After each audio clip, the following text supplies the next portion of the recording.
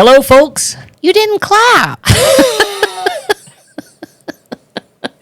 Are we keeping this? Are we rolling? Let's roll. It's Rusty and Heather Bryant here with the Redeemed Marriage Podcast.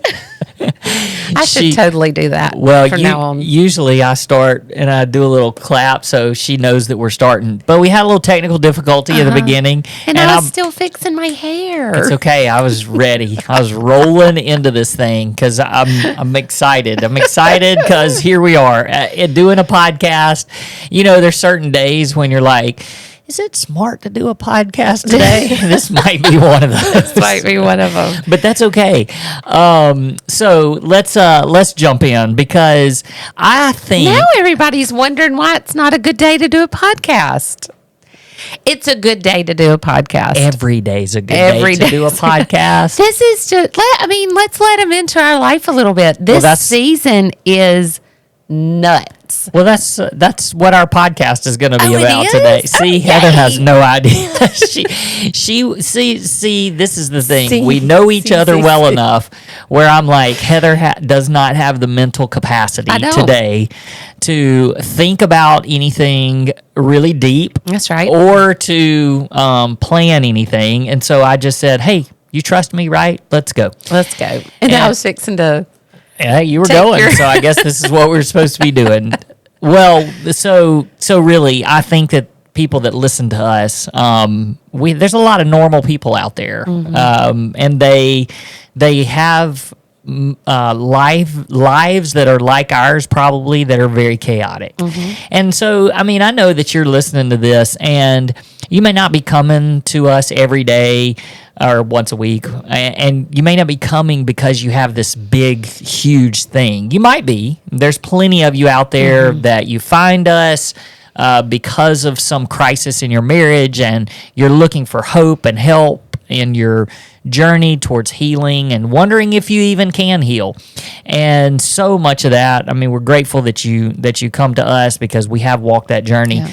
But then there's also there's so many of you that listen because you just want to hear about life and you want some encouragement just in normal everyday life.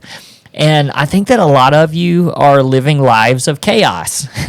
And we are. We tend to do that regularly, but sometimes it's just like seasons of chaos are really, really overwhelming. Yep. And so and they're just like in your face. Yeah. You know, like this is happening. Well, I think about back to the beginning of the year, and we were traveling a lot. We were gone. At one point, we were gone for almost a month off and on, but for just about an entire month. We were speaking lots of places. We had some intensives. We had a retreat. And so we were gone a lot. And that felt chaotic just because we were out of rhythm and out of sorts. And I think that the last few weeks have been really refreshing in a lot of ways because we haven't been traveling. Yeah. Also, even our marriage coaching, which is usually just about every night of the week, a couple of sessions a night, each night of the week. And that has slowed down a little bit over the last couple of weeks because we were trying to wrap up so many of our coaching sessions before our summer break. And so just tapered off a little bit. And so I feel like, well, and maybe this is why. Maybe God was saying, you guys need a little Hold bit of on. Yeah, but the rest of our life feels really chaotic right now. And so I just want us to speak into that today because the real life takes over sometimes. And you guys that are listening, you have lives that you may listen to ours. I mean, we'll let you in. This is not a pity party. This is not, feel sorry for Rusty and Heather or anything like that. It's just we want to welcome you into, some of what our chaos feels like because I don't want anybody to get this false impression that like the Bryant family, the Rusty and Heather, things just run smoothly because we're marriage coaches and we know how to do it. I think the reason why we're able to speak into it, though, is because we handle this relationship as far as our marriage even in the chaos. I think that we can speak into how we handle that. And so that's kind of where I wanted to go today. I thought we could just talk a little bit about chaos and our chaos, and then really give some ideas and some suggestions and advice on how we handle the seasons of chaos so that it doesn't come between us. Right. And how we navigate that together. And so for you guys that are just living the normal chaotic life, but you don't want it to interfere with your marriage, this is for you today. So some of the stuff, I mean, if you want to jump in and tell some of the things that are going on in life, go right ahead. Well, what I was going to say at the beginning was we have just, like, we're recording this on a Sunday. You're listening to it on a Monday, maybe. And on this coming up Friday, Logan comes home from college. And he's just going to be here for just a few weeks. And then he's headed to Costa Rica to spend a majority of his summer. So we'll have him for a little while. So he comes home Friday. He's doing some mission work, by the way. Yeah. So some of you are going, oh, sure would be nice. Let's go surfing for the summer. Mission work in Costa Rica where they don't have hot water. Okay, then, which is why Mama's not going to visit. Then 2 weeks. So 1 week Logan comes home, and 2 week Luke moves home. So a couple of weeks ago we moved his fiance Cameron here with us. I mean, not here in our home, but in Clinton. And she got moved into their house, but he has to finish up work there in Charlotte, and will get to come home in 2 weeks to start his new job and to get married. And then 3 weeks, so this Friday Logan, next Friday Luke, and then 3 Fridays is the actual wedding of Luke and Cameron. And we are so excited to welcome officially that sweet girl into our family. And so, all the wedding planning, because the wedding's going to be in our town, the wedding and the reception, and just trying to make sure we have everything taken care of. Her family is not from here. They're far off. So it's just kind of fallen on us to help plan and do kind of the legwork. And so, that's a little chaotic. Then a little chaotic. A lot of chaotic. And then, as y'all know, I'm the librarian, and the last the last 4 weeks and then 2 more, I've been in a regular classroom again, in a regular 3rd grade classroom again, teaching regular classes, because somebody was out on maternity leave. As if any of you are teachers, 3rd grade is a testing grade, a state testing grade, and they needed somebody who'd done it before. So what I knew to be true was that being in the library was a lot less stressful and a lot less constant than being in the classroom, but I didn't realize how much until I was back in there. And it just takes a lot out of me. Like, I get home and I am whipped. And so then trying to do all the, bonus things, like, I knew, like we've talked about before, that I went into the library just months before we started marriage coaching. And we were like, oh, that's God's perfect timing. And I knew that to be true. But until I've done this, I really didn't realize how much of a blessing that was and how perfect God's timing was in that. And so we just, we hit the ground running in the morning, and then on the nights that we have coaching, we're not done until late. And there's no rest for the weary in that. Now, we absolutely love what we do. Matter of fact, we had a couple of days off this past week, and like you said, God was like, yep, store up your energy because here it comes. But on the night that we did have them, it was so good. Like, I felt renewed and revived, and that, it just gives us lots of joy to do that. So don't hear a complaint in there anywhere. Just wanted you to know that things have been a little crazy. And so I think about that along with the fact that your job, I love how all of a sudden the craziest part of our lives is an afterthought. It went down a It is few notches. very much an afterthought right Well, now. But okay. it's not an afterthought. It's not an afterthought. It's less chaotic than That's the right. other stuff. Because it feels known. We've done it before. So on May 13th, so Luke's getting married on May 15th, rehearsal dinner on May 14th. On May 13th, the entire Bria team is moving to Clinton for the summer, which they come every summer. So I think that's why it feels less chaotic, because I know what this looks like. I don't know what this other stuff looks like. And so, how many guys are moving here? 20 to live. I mean, there's 30 total players, but 20 are coming from out of town. Yeah, and we get to be their all over the parents world. for all summer, and which is why we don't do coaching or intensives or retreats during the summer months of May, June, and July. And so they come here, and we're responsible for them for the whole summer. That's home games, that's away games, that's urban camps, that's feeding them for most of the summer until a cafeteria in our area opens up.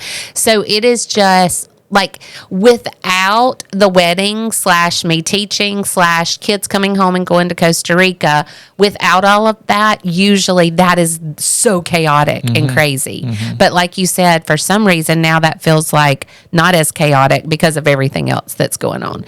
So I have, I got a good friend that said she would be in charge of them for the first 2 nights. And I was feeding thinking them. about that, and I was like, usually by the time the wedding takes place, which is just 2 days after they've moved in, those players have already been at our house absolutely 2 or 3 times for meals. And that's right. We can't do that this year. It's going to be fine. So I'm dumping them off on somebody else that I love and trust, and said, please take them for the first 2 nights. And they're going to do that, and they're going to be fine until we get done with the wedding on Friday, and then we'll be ready to jump in with them on Saturday. Yeah, and so, I mean, you guys, y'all, who knows what you're thinking. Yeah. You may be actually... That's what I was going to say. There are going to be people out there that go, y'all think that's chaotic? Yeah, right. Listen to what I'm going through. Right. And I do not want to minimize that. Like, there's probably people listening that have health journeys. They're trying to schedule chemos around this, and the kids that, like, I get it. Yeah. And we don't even have little kids that we're running to baseball and running to soccer or whatever like we used to do. So please do not hear us say that ours is more chaotic. It's not. It's a different chaotic. But we see you and we hear you and we validate the fact that you feel just as chaotic. That's right. And, and then there's just the little normal things of life that come out too, because this weekend we were home some, but we had to do the wedding stuff yesterday. I mean, we picked up suits and ties and all that kind of stuff. So on top of, I mean, there is the financial chaos that's kind of going on right now. I mean, it's very unusual. Which just disturbs my heart so much. What? Financial chaos. You don't even, you just ignore it. That's why it's so chaotic to me, because you create the chaos. But, if you've ever been a part of a wedding, there's just things you just don't even think about and expect. And all of a sudden it's just, oh, yeah, don't forget, we got to pay for that. Oh, yeah, don't forget, we got to pay for that. Oh, yeah, that too. Oh, yeah, that too. And so, just like over and over and over. And so it's hard to plan. I'm very much a planner, and it's very hard to plan in these seasons. And so that creates this tension and just this, just adds to the chaos. And then, like yesterday, we were gone for most of the day because we were doing some shopping and other things, trying to get ready for the wedding. And our house is not ready for the beginning of the week. And that's a big deal to you. There's a lot of clothes that need to be washed. There's a lot of dishes in that sink right now. We're going to a party tonight where we have to cook something. That's got to happen. This podcast has to be edited and posted. There's a lot. There's a lot. And so we're just saying chaos is very normal for families and marriages, and there's some seasons that are just more chaotic than others. So when chaos hits your house, how is it handled? And do you handle it well enough to where your marriage comes out unscathed, maybe even stronger? Or is it something that just starts just tearing you apart because you don't handle it well? And so I think that we do a pretty good job. I know that there's moments of frustration Sure. and things that come out that, probably shouldn't. But for the most part, we do really well. So I thought for a few minutes we would just give some advice on when chaos hits your season, when your season of chaos hits, how are you going to handle that? And how can you handle it to make sure that you and your spouse stay connected and stay strong and healthy throughout? That's good. All right, so go. I love it. You're like, we're going to talk about this. Now you go. You have an idea. I would think that the very first thing is to live unselfishly. I hope I didn't steal yours. Or it may have been one that you didn't think of. You're welcome. Maybe I don't have any. I'm going to think of them as we go. That's not true. I would think live unselfishly because I think that it's really easy in a season of chaos to get into what about me. And when things start lacking, because let's be honest, we usually are really good at staying on top of the clothes. Well, for one, there's only 2 of us right now. Mm-hmm. And, so you look at things like that, or dinner's getting fixed, or, I didn't have time to work out, or whatever. And you look at it and you go, well, those things are all affecting me. I couldn't find my socks. I didn't get, we didn't have time to fix a cooked meal, and now I have to eat out. Just all of those things that are, how are they affecting me? And I have to make a conscious decision to word it as, how is that affecting us? How is that affecting him? And not just, how is it affecting me? So trying to live unselfishly and really serving the other person in the chaos. And, I also think that depending on what the chaos is surrounding, if the chaos is surrounding me, let's go back to when I went through chemo and that hard season, you served me incredibly well. People may be thinking, oh, well, of course he did. You were sick, but you were serving me selfishly. Selflessly in that season. And you never thought about, what about you? It was all, how can I serve her well in this? Also the same. And I'm just giving my examples, but because they're the examples that I remember. Also when, having a new baby in the house, you always were like, how can I help you? How can I make this better for you? Because in those seasons, I was feeling the chaos more than you were. So it's, who is the chaos affecting the most, and how can you serve each other well? When I look back into other chaotic seasons, just the boys going in different directions for soccer. And it was, you take this kid, I take this kid. Mm-hmm. Sometimes we had to, you take one and I take one. And it was just a lot of communicating in that. But I just always remember you living very unselfishly in those seasons. Mm-hmm. So one of the things that I thought about, probably one of the top things, is just being a team in everything, to make sure that team bond doesn't get broken or torn in different directions, but just understanding that we're gonna tackle the chaos together, and we're gonna make sure that we're on the same page, that that even if we're talking about something in front of other people, that we're not contradicting each other or conflict with each other. And that's important in front of the kids too. When we had little ones, we had to make sure we were on the same page before we talked about things in front of them, so that they could see agreement. Yeah, and just understanding that, your chaos, it might be your chaos, but it's my chaos too, because we're a team. So it's not ignoring what one person may be going through, or even keeping score of, well, my chaos is worse than yours, or what I'm going through is harder than what you're going through, because you're just in it together. And so, I think about just even you coming home from work these last 4 weeks, it's been harder. And I could just be like, well, that's you, that's Yep. your problem and your issue. But what can I do, to do so that we can fight this together and work through this Right. and navigate this together? So it's just always being a team together, being on the same page. Another thing that let's see, I thought of 3, and now only that was 1. So now I got to come up with the other 2, and I've kind of lost Sorry. them. Yeah.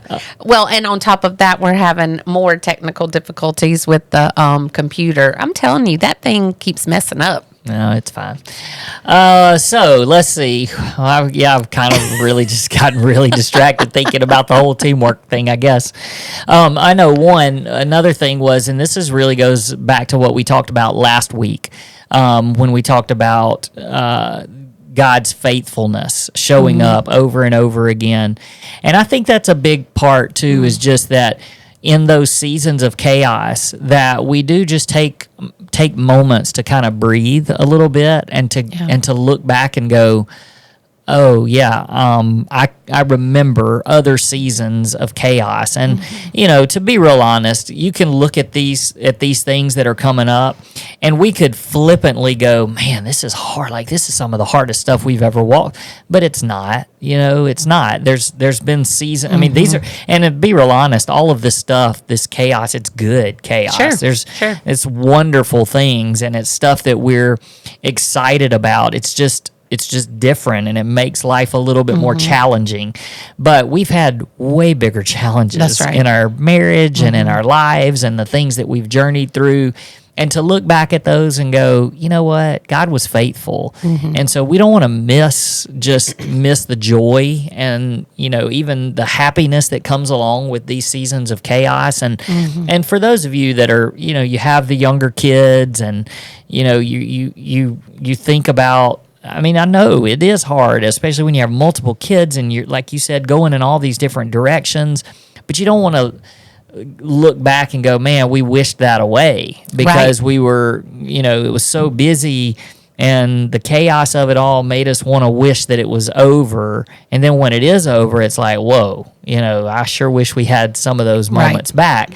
And so the same with this, there's only going to be one wedding of our oldest child, and there's going to be another one, hopefully pretty soon with our younger one too. But I mean, there's going to be 2 weddings that we're going to have to. Right. And that's it. Yeah. And so we don't want to wish, and we're not wishing them away, but we don't want to be so overwhelmed with everything that's happening that we don't enjoy the journey and what's going on. Right. And I think that people have a tendency to do that a lot. I know I did until I realized it.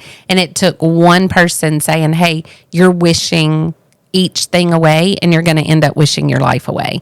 And, and this goes back to like when I was in high school, you could think, oh, if I could just get through high school and get to college. Okay. And then if I could just get through college and get a job, if I could just get married, if we could just have children, then you get so far down the line and you're like, all of that, I just was wanting the next thing.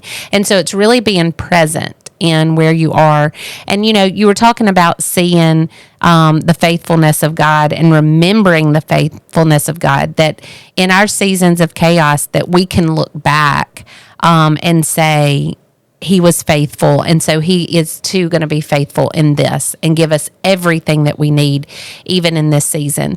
And I think you battle that in the daily by looking at his faithfulness, yes, but also battling the chaos with gratitude.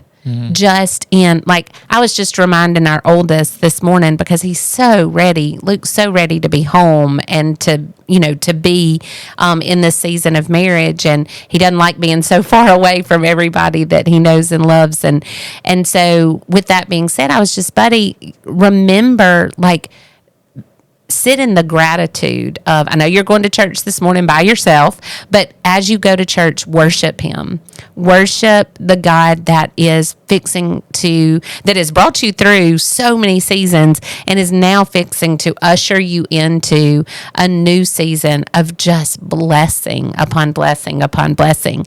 And so with that being said, I think that we can fight chaos with remembering his faithfulness and also just seasons of and thoughts of gratitude. Okay, I did think of my third thing. I'm that's so really glad. good. And this is a big one and very practical. Expectations. Like really talk about expectations. And maybe if you're not the one that's necessarily sharing expectations with your spouse, you need to be consistently asking, what are your expectations? So, perfect example of this, I'm looking at my watch real quick. So, we have 3.5 hours until we have to be somewhere tonight. Okay, real world. So, all right, we got to be somewhere in 3.5 hours. And there's a lot to be done with the podcast, get the podcast out and ready. I'm the only one that can do that. Right. I mean, you could, but it may take you 6 weeks to get this one podcast out because you would have to learn how to do it all. So that's me. That falls on me.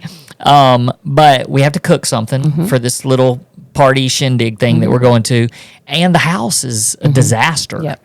And so I wish that y'all could see what a disaster means. And that's part of that is honestly, that's part of the chaos of our life, is that there's an expectation that this house stays really put together. And I don't know that it's an expectation. It just, you operate better in that. So I guess it is an expectation. It is because I know that when it starts not meeting your standard, you change. I just, as starting a new week, I like to be ready for the new week. By what that means is caught up on clothes, the house, everything's in its home, and the grocery has been done, and we're ready to start a new week. I'm definitely not the only woman in the world that feels that. No. But I'm just saying, when it doesn't get like that, when we have conversations, they just start talking like this sometimes. I'm just kidding. So mean. No, it's really not that bad. And you was really, that your evil voice? Yeah, it was kind of demonic. Like it. But scary. But you don't really. It's just like, I can tell something shifts, and a lot of the times it's like you kind of look around, but you don't really do anything about it because it's like, this is too much. It's too much. And so I'm going to just wait and see if something just magically happens. And so anyway, over the last 2 days, we have let it build up. So what's literally going to happen when we walk down here, I'm going to say to you, okay, this is the amount of time I need to work on the podcast. Do I need to do that now, or do you want me to help with getting this house back in order first? I just have to have. But those are the kind of conversations you have to have, because if not, if I just walk downstairs and I just go out on the back porch to start put my headphones in and start working on the podcast, that may be what you actually want me to do. But if I haven't asked you, you might start doing the dishes and the laundry, and the whole time thinking he's just out there sitting on the back porch and he's working on stuff, and we've got all this stuff in the house that needs to be. And you're not mean, but I do think frustration could build. Absolutely. And so, for sure. And so by me asking you and you saying, no, I would rather, I don't know what you're going to say, but if you say, no, I'd rather you go knock that out first, then I can walk out there and I can work in peace, and I can know that I have given you the opportunity to speak something different. So if you're not happy about that, that's because you didn't tell me what your expectations were. And there may have been a time where I didn't, but I'm really good at doing that now. It's like, yeah, let's talk about exactly what this afternoon needs to look like. And it just keeps everybody happy because it is, okay, I hear that you're willing to help me. It's not like you're saying, go wash the clothes, go cook, and put everything back in its home, and I'm going to do the podcast. That's not what you do. Right. And so you see that there's a lot that needs to be done, and then and so I feel valued and I feel seen because you're saying, what can I help you with the most? I just need this amount of time. And you're right. I'll go ahead and tell you what I would say. I would say I'll go ahead and start on the house. You finish the podcast because that has to be done, and then come help me when you're done. Okay. And then that is not, I feel good about that, and we've communicated, and so I'm not frustrated. And I think that that's a big deal. I think for years and years and years, and then it still happens every now and then, I'll get really frustrated, and you have no idea why. It's because I haven't communicated with you, and I've expected you just to read my mind. Like, how can you not look around the house and see that I need your help with the dishes and the laundry and the because you can't read my mind, and a lot of that doesn't bother you as much as it bothers me. So along with the expectations, this is the last thing I'm going to share. I think that it's really important for each one of you to understand the things that seem to be stress relievers, stress release in each other's lives. And you make sure that you allow for your spouse to have that time. So, for instance, if sometimes you just get really overwhelmed, and it's just really good if you go outside and take a walk around the block. That's not, you're not saying I'm running away from the chaos. It's just, I need a breather. So can you help me and give me space to take that breather? Now, I'm not saying that for you guys, man, what really is great for me is a 6-hour fishing trip. And so give me space and time for that 6-hour fishing trip. I'm not saying that. Now, it might be that you can carve out and you say to your spouse, hey, I really just need to get in the woods for a little bit. So maybe for an hour next Saturday or whatever. Yeah. And those are the things that you just are sensitive to each other to make sure you have time for. Same with just even your quiet time and spending time with God.